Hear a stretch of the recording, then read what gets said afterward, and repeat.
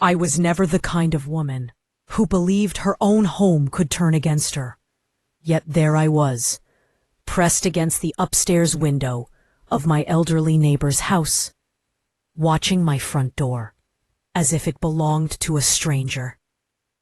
The street was quiet, the kind of silence that makes your heartbeat sound too loud.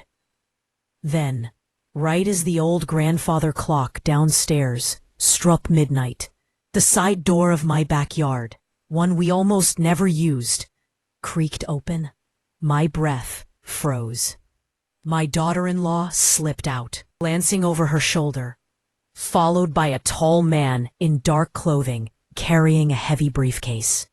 They moved quickly across the yard, disappearing into my husband's old workshop as if they were thieves who knew exactly what they were stealing. And in that moment, I knew the uneasy feeling I'd been ignoring for months wasn't paranoia. Something dangerous was growing inside my own home. But to understand why I was hiding across the street like a fugitive, you need to know how all of this began. My name is Elena, and this house has been my world for more than 4 decades. I built a life here with my late husband, celebrated birthdays, mourned losses, planted flowers that still bloom every spring. When he passed away, my son suggested moving in with his wife so I wouldn't be alone, and I believed he meant it. Those first months felt like a blessing. Shared dinners, warm conversations, laughter echoing through rooms that had grown too quiet. But little by little, the atmosphere shifted. Smiles turned stiff. Whispers stopped the moment I entered a room, and doors that were once always open began staying locked. My old master bedroom, converted into storage years ago, suddenly became off-limits because of some vague moisture issue. A lie I didn't recognize immediately, but felt in my bones. Strange noises crept through the hallway at night. Footsteps, soft voices, laughter that didn't belong to my son or his wife. Then one night, very late, I saw Audrey quietly ushering a young woman inside, a stranger with luggage, while slipping folded bills into her pocket. She guided her toward that locked room as if she were leading a hotel guest to her suite. I didn't say a word, but my heart cracked open as if someone had stepped on it. That was the moment I realized I couldn't trust the people living under my roof. I needed answers, real answers, not the gentle lies they fed me every morning. So when my lifelong neighbor admitted he too had seen suspicious comings and goings at odd hours, my suspicion turned into certainty.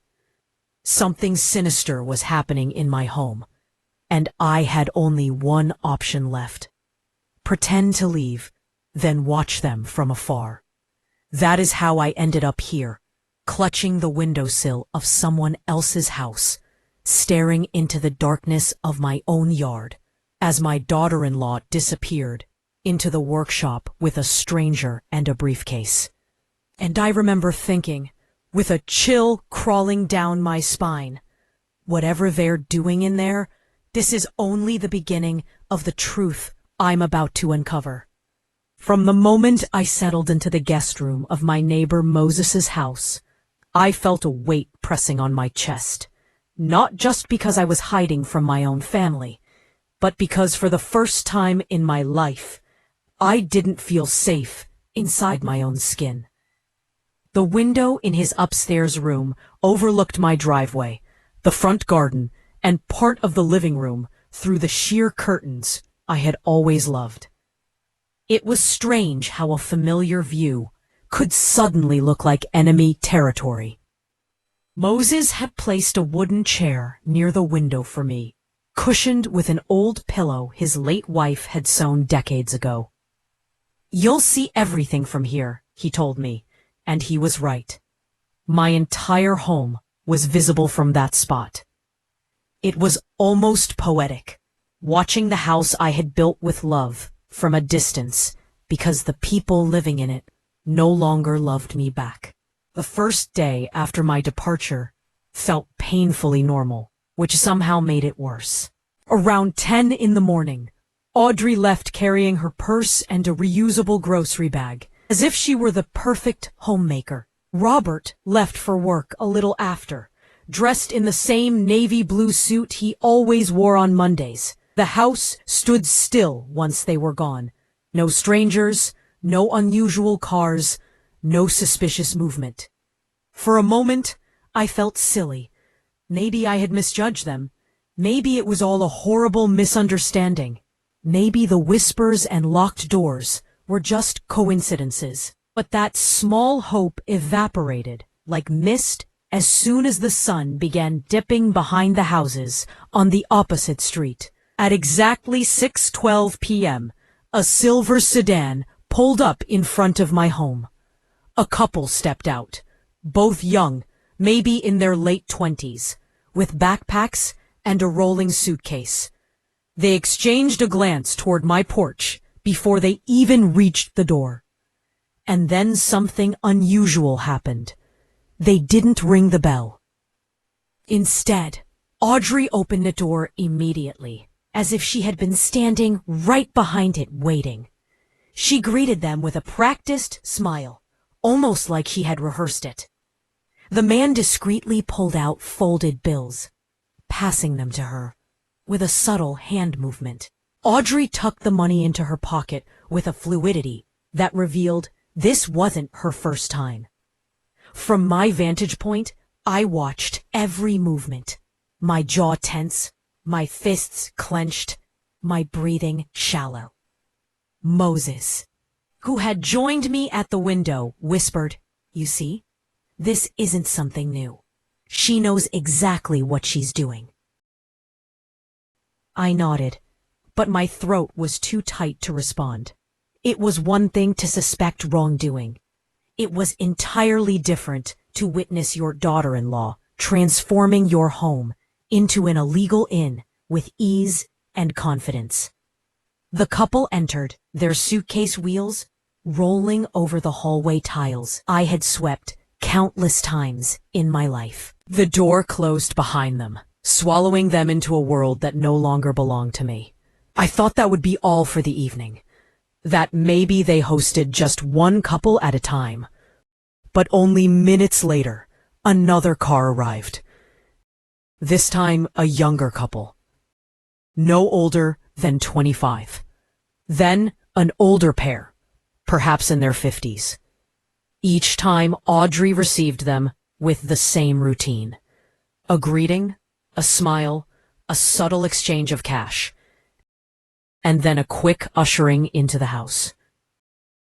By the time the clock reached 8, there were at least 8 strangers under my roof. The lights inside the house flickered on room by room.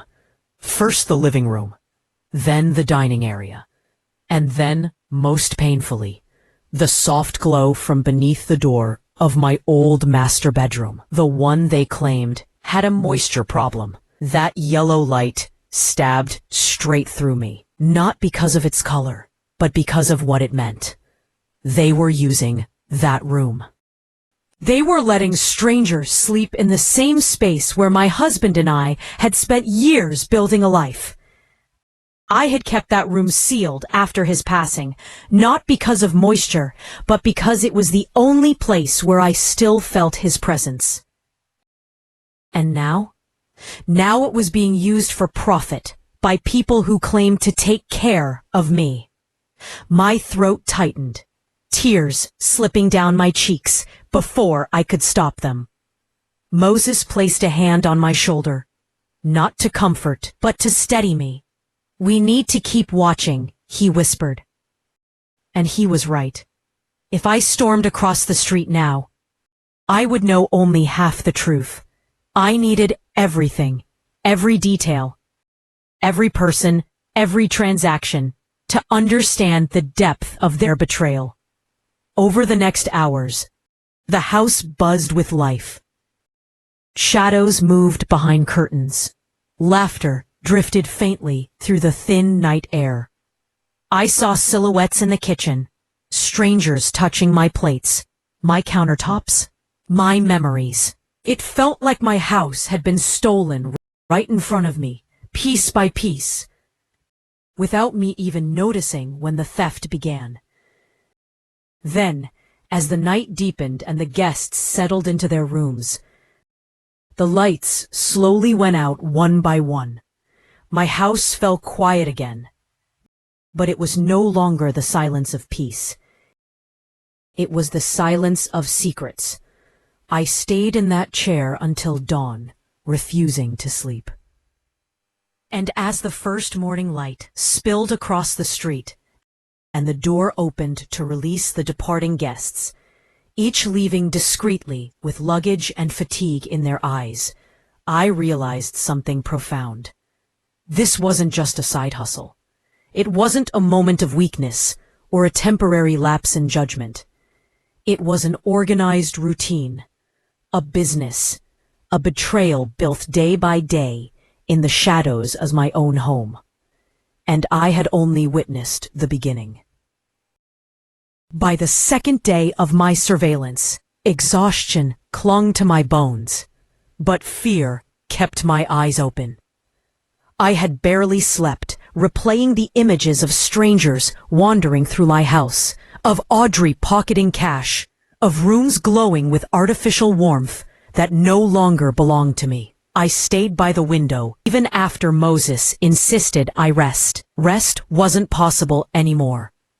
Not when every hour uncovered something new, something darker. That afternoon, as sunlight draped lazily across the street, Moses brought me a cup of tea and sat beside me. He hesitated for a moment before speaking, his voice low, almost nervous. "There's something I haven't told you," he said. Immediately, my heart tightened. I could sense that whatever he was about to reveal would hurt more than anything I had seen so far. "I didn't want to alarm you until I was sure," he continued. "But 2 weeks ago, I saw Audrey at the cafe on the corner. She wasn't alone." My breath shortened. Not alone? With who? He described a well-dressed man in his 50s, carrying a black briefcase, speaking with Audrey in a tone that didn't match a casual conversation. He overheard bits and pieces, not enough to form a full picture, but enough to chill my blood. Words like assessment, legal forms, competency, and worst of all, facility. Listening to Moses recount this felt like someone slowly tightening a fist around my lungs. "What kind of facility?" I managed to ask. Though my voice felt distant, he swallowed.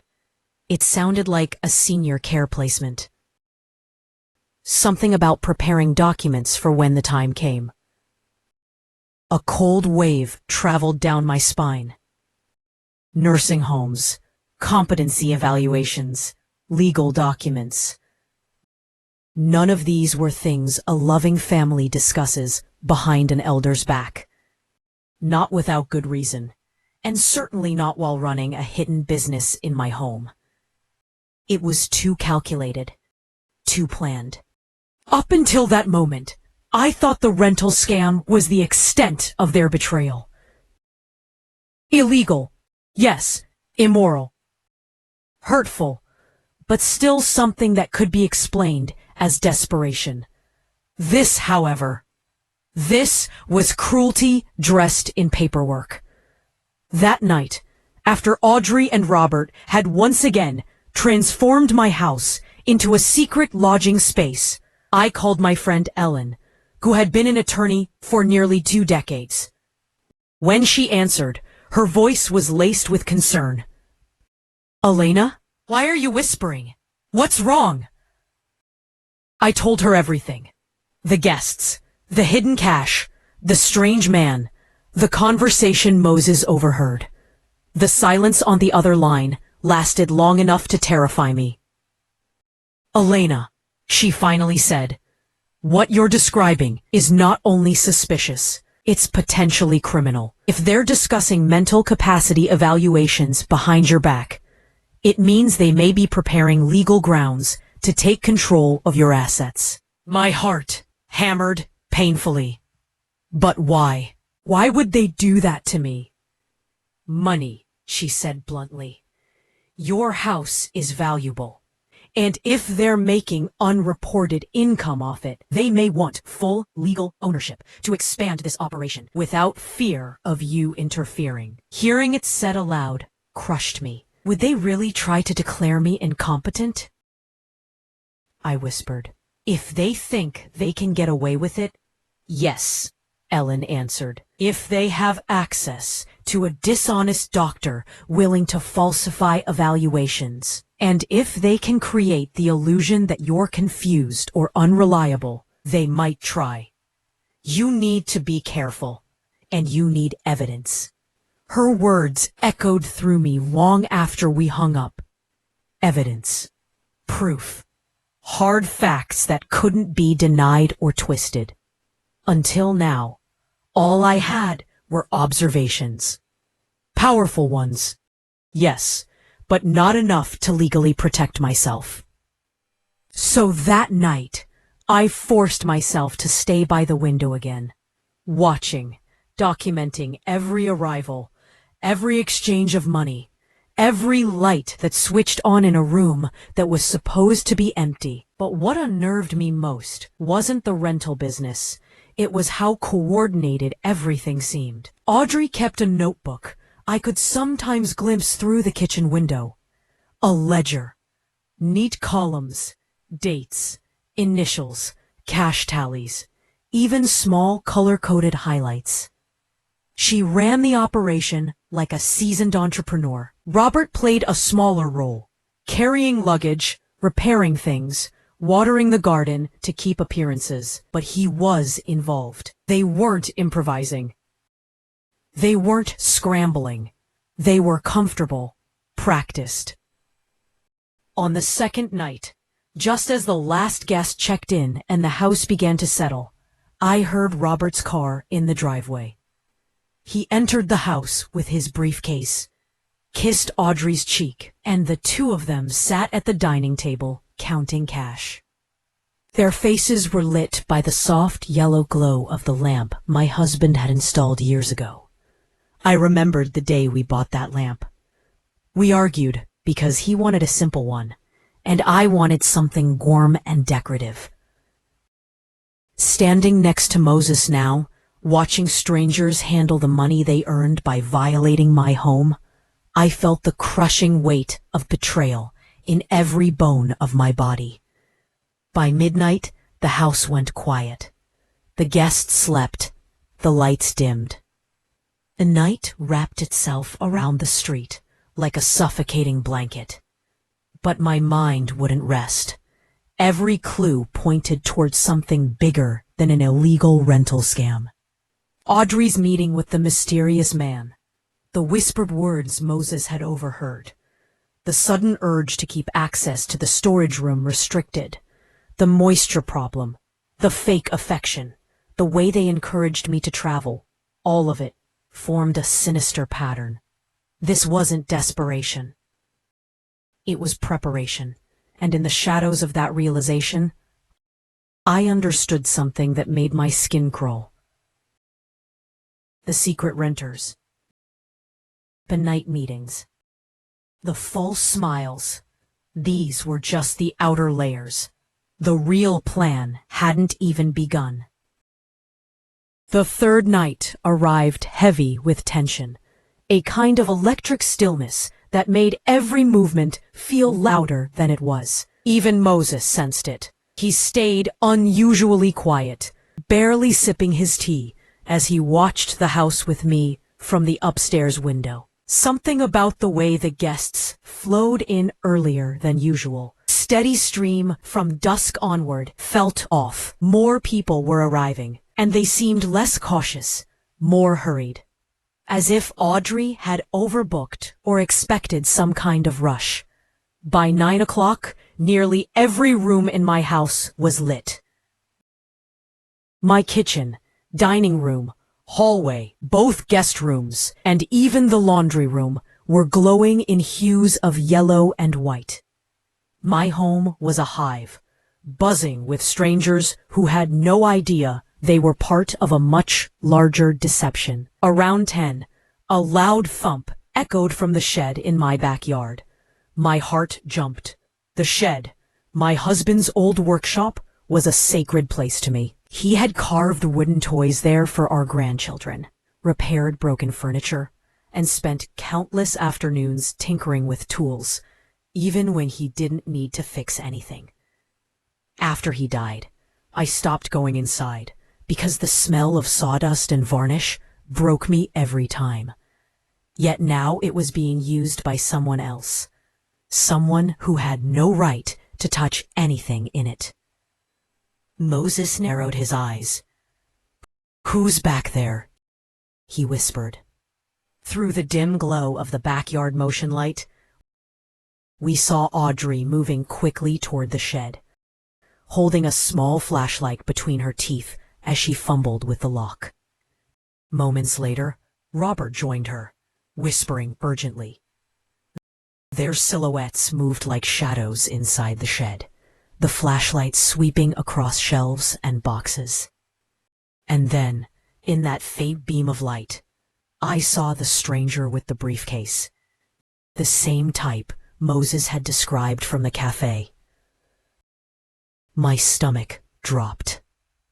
The man was inside the shed with them. He paced back and forth, gesturing sharply, like someone giving instructions or demanding something important. "What in the world is happening?" Moses muttered under his breath. I leaned so close to the window, I could feel the coolness of the glass. Though I couldn't hear their voices, their body language said enough. Audrey nodded frequently, hands pressed together anxiously. Robert rubbed the back of his neck, a sign he only did when he was nervous. The stranger, however, was calm in a way that felt rehearsed. He was in control, commanding them.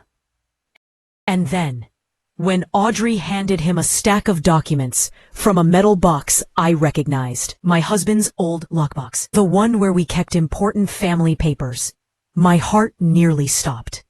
"What is that?" I whispered. "That's your box, isn't it?" Moses asked. "Yes," I breathed, "but I haven't touched it in years."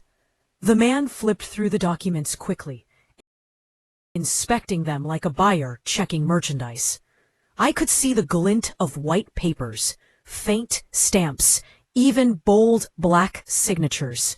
Signatures that looked dangerously familiar. My own. My chest tightened so sharply that for a moment I couldn't breathe. "Those are my documents," I said, my voice trembling. "They're forging something, or preparing something." Moses placed a hand on my shoulder. "Stay calm, Elena. Watch. We need to see everything." I nodded, even though my heartbeat thundered so loudly it drowned out every other sound in the room. After nearly 30 minutes, the stranger placed the documents back in the box and handed Audrey something small, a pill bottle. My blood ran cold. Audrey slipped it into her pocket without hesitation. The stranger then exited the shed, leaving through the side path that led to the back alley. He didn't use the front door. He didn't want to be seen. And the way Audrey locked the shed behind him, with careful precision and nervous breathing visible even from across the street, confirmed the truth I had been avoiding. This wasn't just a business arrangement. They weren't merely renting rooms. They were preparing for something irreversible. Once the shed fell silent, Audrey and Robert slipped back inside the house, and that was when I allowed myself to tremble. My entire body shook, every muscle tight with dread. "Moses," I whispered. "They're planning something with my signature. Something legal, something I didn't approve. He nodded grimly. It's worse than I thought. They aren't just hiding things. They're constructing a trap. My eyes burned. But why the pill bottle? Why would they need that? Moses didn't answer. He didn't need to. We both knew what it implied. A sedative. A drug to confuse me. To make me compliant. To make me appear incompetent. That night, long after the house went dark and the guests drifted into sleep, I paced the small room like a caged animal. Every memory, every smile, every kind gesture from Robert played in my mind like a cruel mockery. I thought of the years I spent raising him, the sacrifices, the warmth. And for what? So he could stand silently by while his wife plotted to erase me from my own life?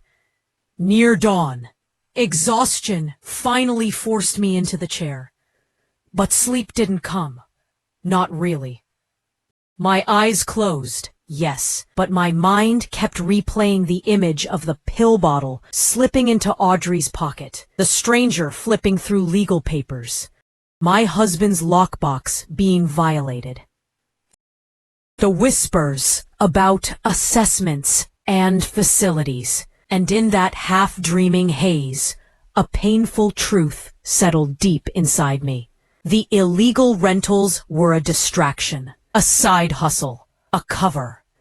The real plan, the real betrayal, was unfolding quietly behind my back, under the guidance of someone who knew exactly how to steal my life without leaving a bruise.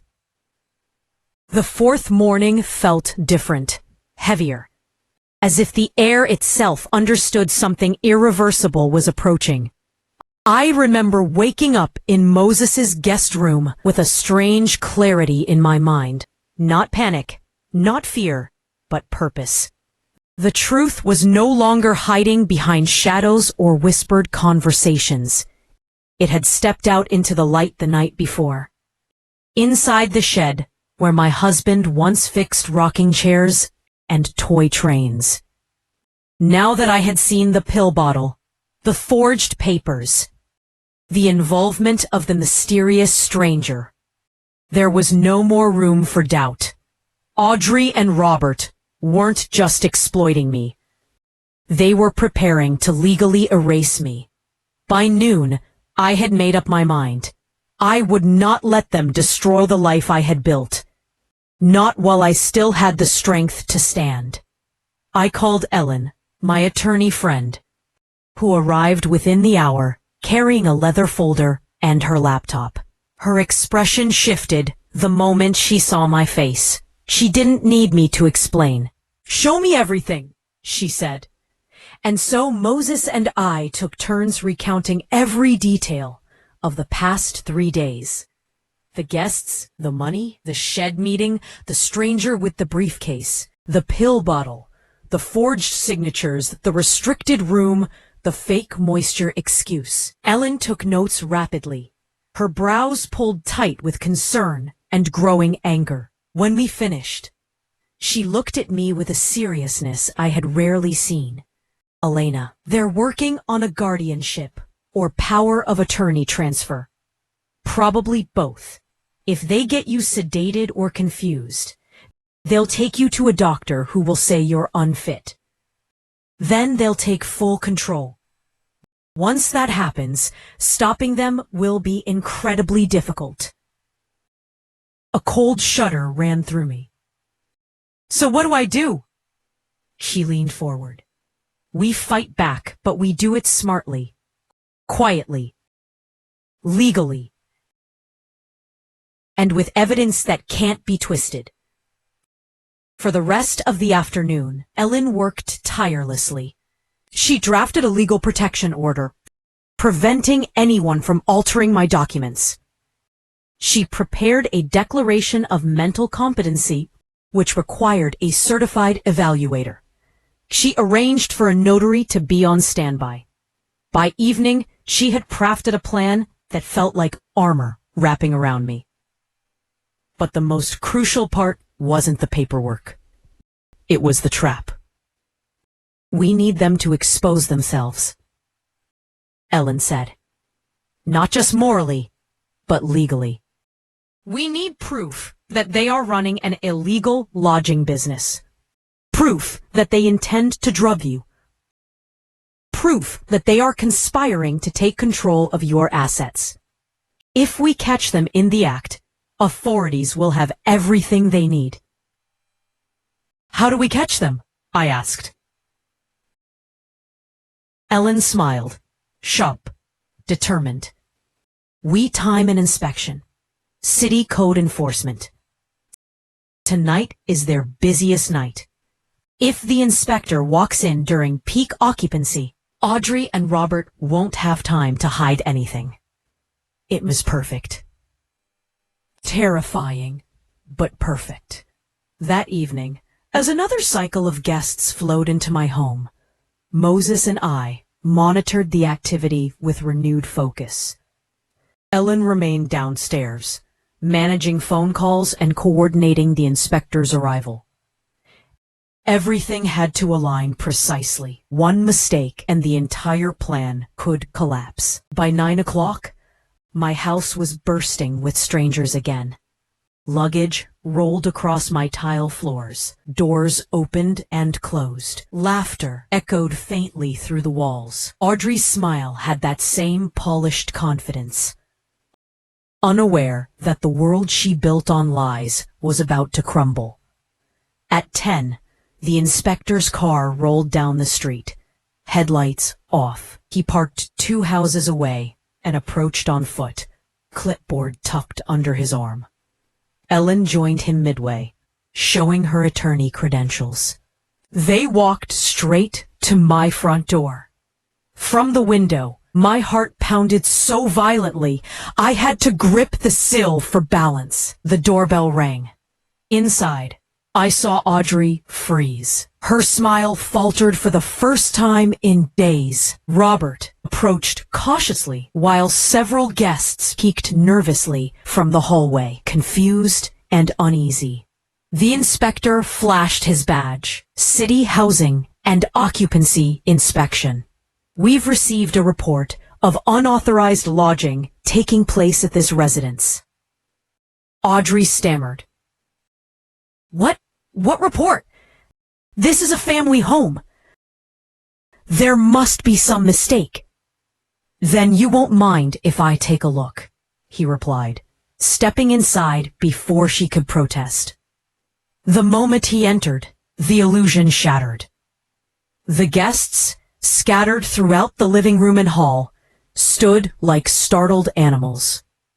Suitcases piled near the entryway, bedding thrown over couches.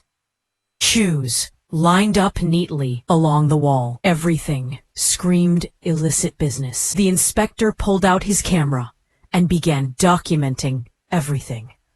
Audrey's face drained of color. Robert attempted excuses.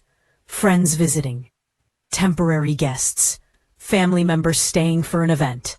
But the tangled lies only made things worse. Ellen stepped forward then, her voice carrying a blade of authority. "I represent the legal homeowner, Mrs. Elena Hartman. She has been observing these activities and has evidence of unauthorized rentals, forged documents, and potential elder abuse. Authorities have been notified." Audrey's eyes shot wide open. "She's lying! Elena agreed to all this." From across the street, I felt something inside me snap. Not pain, not anger, but a quiet, solid resolve. I crossed the street with Moses at my side. When I reached my front door, all eyes turned toward me. Audrey's filled with panic, Robert's with shock, the guests with confusion. "I agreed to nothing," I said softly, stepping into my own home. Audrey opened her mouth to protest, But I raised a hand. I know everything.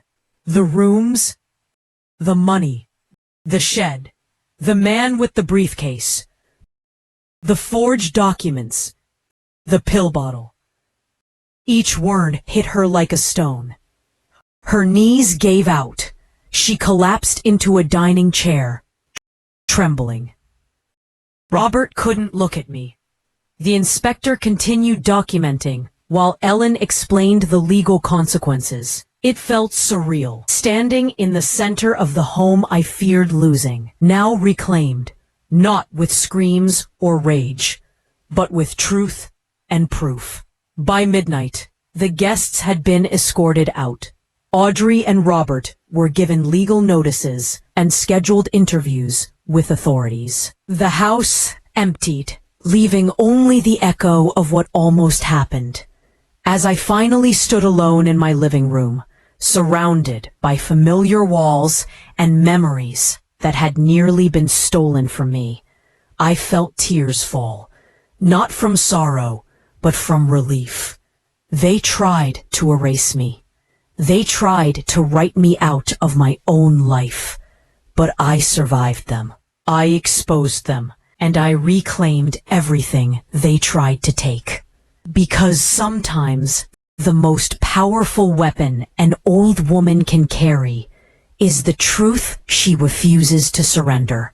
The days that followed felt strangely quiet. Too quiet, almost. After weeks of whispers behind doors, footsteps at midnight, and secrets buried inside the shed, the silence in my home didn't feel peaceful. It felt earned, hard-won, like the calm that comes only after a storm has torn everything apart. By Monday morning, the inspector's report had already reached the municipal authorities. Audrey and Robert were required to appear for questioning within 48 hours. They left the house early, each wearing the same hollow expression of people who finally understand that their story is no longer under their control. For the first time in months, I didn't hear them whispering behind closed doors. I didn't see them huddled over their phones. The performance was over. The masks had fallen. What happened next unfolded faster than even I expected. By Wednesday, the city issued an official cease and desist order, permanently shutting down the illegal lodging operation. A bright orange sticker was placed on my front door, a painful but necessary reminder of what had been happening under my nose. Robert tried to peel it off before the neighbors noticed. The officer who accompanied the city worker warned him sharply, "Touch that again, and you'll be charged with tampering with municipal enforcement." He stepped back, defeated. But it didn't end there, not even close. The financial investigation began next. Every undeclared payment, every falsified transaction, every envelope of cash Audrey and Robert thought they hid well enough. Authorities uncovered everything, including transfers they made to the mysterious man with the briefcase, who turned out to be an unlicensed consultant previously investigated for document fraud. The district attorney contacted Ellen within the week. Criminal charges were being prepared. Fraud, coercion, elder abuse, conspiracy. Words no mother ever imagines hearing in relation to her own child. But there they were. Cold, official, undeniable. Ellen submitted the photographs of Dr. Lissandro's handwritten notes. The medical board reacted immediately. Within days, his license was placed under emergency suspension pending a full investigation. News articles started circulating about a doctor accused of facilitating illegal guardianship schemes. His face appeared on television. Reporters reached out for comments. I didn't need to. The truth was loud enough on its own. Every evening after the authorities left, and after the neighbors stopped pretending not to stare, I sat alone in my living room and let my reality settle around me like dust. This house had always been my sanctuary, my history, my memories. But now, every room carried a double meaning, what it had been and what it almost became. My husband's old workbench, once filled with projects of love, had become a hiding place for deception. My bedroom hallway, once lit softly with warm night lamps, had turned into a corridor of secrets. My kitchen table, where I used to set 4 plates for family dinners, had almost become the stage for drugging me. It was overwhelming. Some nights I cried without meaning to. Some mornings I woke up angry.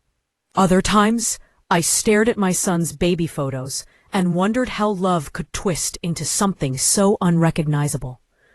But through it all, one truth kept me standing. I had survived it. I had stopped them. I had taken my life back. Robert tried to speak to me one afternoon, his voice thin, cracked, filled with the weight of consequences he never imagined would touch him. Mom, I'm sorry, we made mistakes, but we were desperate. We never meant for things to go this far. I looked at him for a long time, really looked at him. His shoulders slumped, his eyes red. A grown man who had once clung to my leg when he was scared of thunderstorms. Desperation doesn't justify cruelty, I told him, and planning to take someone's freedom is not a mistake. It's a choice. A choice you made, over and over again. He lowered his head, and I realized then that even though he was my son, even though I still loved the boy he had been, I couldn't protect the man he had become. Audrey avoided me entirely. She packed her things in stiff, ashamed silence. When she passed me in the hallway for the last time, she whispered, "You ruined our lives." I didn't respond. I had learned that silence is sometimes the only answer people like her deserve. Once they moved out under court order, the house exhaled. It felt lighter, brighter, safer. I opened windows, burned new candles, washed every sheet. I threw away the extra sets of towels Audrey bought. I replaced the lock on the shed. I changed the curtains. Slowly, the home that had felt contaminated began to feel like mine again. Not because the walls changed, but because I did. If you had asked me a year earlier what the greatest danger in old age was, I would have said illness, or loneliness, or maybe the creaking uncertainty of time. I never would have imagined this. I never would have imagined that the people I trusted, my own family, could stand at my side, smiling, while plotting to erase me behind my back. But that's the thing no one tells you about elder abuse. It doesn't always arrive with raised voices or strangers at the door. Sometimes it comes wrapped in kindness. Sometimes it's disguised as help. Sometimes it sits at your dinner table every night. And sometimes the people you trust the most are the ones who quietly sharpen the knife. But I learned something else too. Being older doesn't make you helpless. It doesn't make you blind. And it certainly doesn't make you easy to erase. Age can be a strength because it carries the wisdom of hard years. Years that teach you how to see people clearly, even the ones you hoped you never had to. Today, my life is quieter, but stronger. My boundaries are sharper. My documents are secured. My will is updated, and my resolve is unbreakable. Moses still visits every evening with warm iced tea. Ellen checks in weekly. I breathe easier knowing my home is truly mine again. Every nail, every tile, every memory protected. And sometimes, when I sit in the garden at dusk, watching the sun dip behind the fence my husband built with his own hands, I feel something I thought I lost the night I hid across the street. Peace. Because if there's one thing this nightmare taught me, it's this. Sometimes the biggest danger isn't outside your home. It's the people you trust enough to let inside.